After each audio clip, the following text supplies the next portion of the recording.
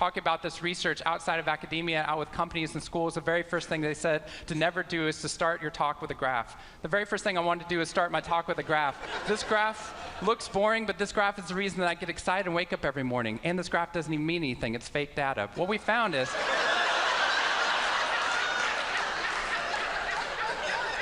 if I got this data back studying you here in the room, I would be thrilled, because there's very clearly a trend that's going on there, and that means that I can get published, which is all that really matters. The fact that there's one weird red dot that's up above the curve, there's one weird in the room, you know who you are, I saw you earlier.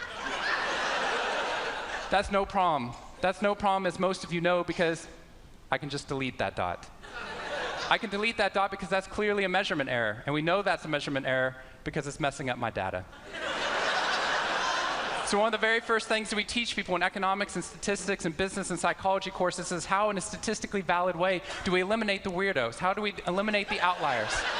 So that we can find the line of best fit, which is fantastic if I'm trying to find out how many Advil the average person should be taking, too. But if I'm interested in potential, if I'm interested in your potential, or for happiness, or productivity, or energy, or creativity, what we're doing is we're creating the cult of the average with science. If I ask a question like, how fast can a child learn how to read in a classroom? Scientists change the answer to, how fast does the average child learn how to read in that classroom? And then we tailor the class right towards the average. Now, if you fall below the average on this curve, then psychologists get thrilled, because that means you're either depressed, or you have a disorder, or hopefully both.